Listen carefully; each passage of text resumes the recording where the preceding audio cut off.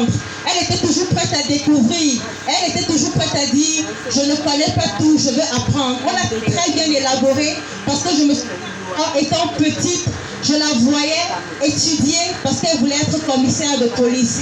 Certainement, elle a raté le concours, mais elle ne s'est pas arrêtée là, elle a refait. Et je l'ai vue dans l'endurance. C'est pour ça que je sais que c'était une femme déterminée. Et c'est cette détermination qui marque aussi ma vie aujourd'hui. Malgré tout, je n'abandonne pas et je sais que je peux toujours y arriver. C'est la confiance en soi. Je suis fonceuse et je n'ai pas peur. Je peux continuer à apprendre et me dire qu'il faut que je nourrisse mon esprit pour que mon cerveau ne roule pas, comme on le dit souvent communément. Ma mère était humble. Quand elle a appris qu'il fallait naître de nouveau pour entrer dans le royaume de Dieu, quand elle a appris qu'il fallait naître de nouveau pour voir le royaume des cieux, elle n'a pas hésité à le faire. Elle a bravé plusieurs pays en Europe pour arriver en Allemagne. Aussitôt qu'elle est arrivée en Allemagne, elle a dit, je vais me faire baptiser au nom de Jésus-Christ pour le pardon de mes péchés.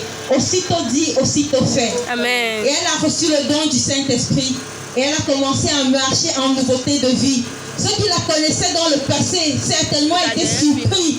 Et ils se disaient qu'elle a beaucoup changé. Mais c'est parce qu'elle était une nouvelle créature en Jésus-Christ. Et elle n'avait pas honte, elle n'avait pas peur de dire l'évangile de Dieu. Elle le disait partout parce que c'était devenu sa nouvelle identité. Amen. C'était une femme très aimante, accueillante, chaleureuse. Et on ne le dira jamais assez. Elle a des enfants partout dans le monde.